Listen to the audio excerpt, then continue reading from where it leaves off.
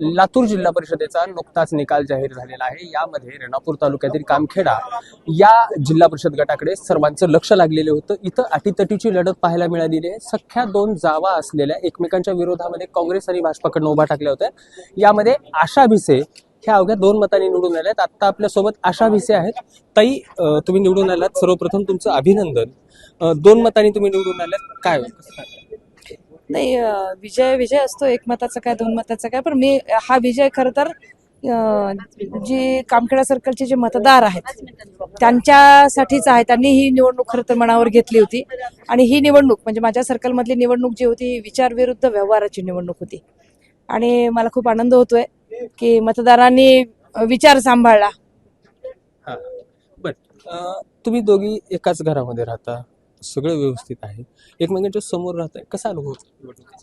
नाही, एकमेकांच्या समोर म्हणजे कसं आहे की मी लातूरमध्ये राहते, पण आमचं गावाकडचं कुटुंब हे एकत्र आहे। गावाकडचं घर जे आहे, वडिलोपार्जित घर जे आहे ते सगळ्यांचं घर आहे आणि नातं मी लपून ठेवलेलंच नाहीये। माझ्या लहान जाऊ आहेत पण ही लढाई भिसे विरुद्ध भिसे किंवा घरातली लढाई नव्हती, ही पक्षाची होती, विचाराची लढाई होती। मी ज्या काँग्रेस पक्षाकडनं उभी राहिले होते तो धर्मनिरपेक्षतेचा विचार असलेला पक्ष आहे। शिवशाहू फुले आंबेडकरांचा काँग्रेसचा विचार आहे आणि तो विचार घेऊन मी आजवर देखील काम करत आलेली आहे। मागील 25 वर्षापासून मी सामाजिक याच्यामध्ये काम करते, राजकीय याच्यामध्ये काम करते।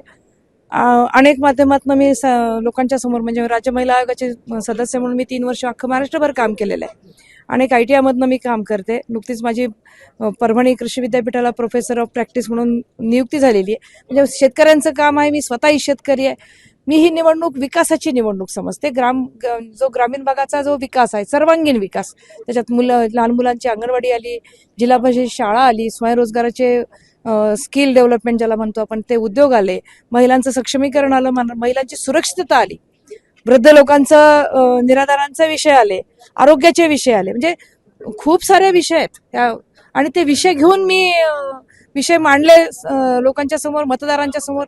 मतदारांनी त्याच्यावरती विश्वास ठेवला आणि आदरणीय दिलीपरावजी देशमुख साहेब, आदरणीय अमित भैया आणि आदरणीय धीरज भैया यांच्या मार्गदर्शनाखाली ही संपूर्ण निवडणूक पार पडली। त्यांच्या विचारावरतीच मतदारांनी विश्वास ठेवून ही निवडणूक जिंकली। लातूर जिल्हा परिषदेमध्ये काँग्रेस हा सर्वाधिक जास्त उमेदवार निवडून आलेला मोठा पक्ष म्हणून समोर आलेला आहे, मात्र सत्तेपासून दूर राहिला। सत्तेची समीकरण आता मी इतक्यात काही तुमच्यासमोर सांगू शकणार नाही, पण खूप अभिमान वाटतोय की लातूर जिल्ह्यामध्ये सिंगल लार्जेस्ट पार्टी म्हणून ज्याला म्हणता येईल ती काँग्रेसची आलेली आहे।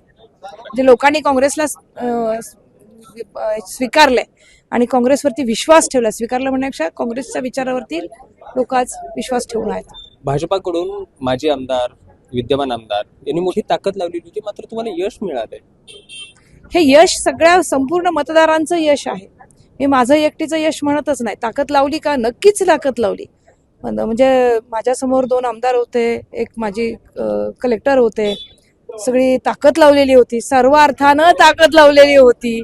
पण मतदार जर पक्का असेल, मतदार जर सजग असेल आणि त्या मतदारांनी ही निवडणूक खरं तर जिंकलेली आहे। मतदारांचा विश्वास घेऊन मी जनतेसमोर गेले आणि मला मतदारांनी निवडून दिलेली आहे अशी भावना आता आशा भिसे यांनी व्यक्त केलेली आहे। Rishikesh Holikar, Maharashtra times online, Latur.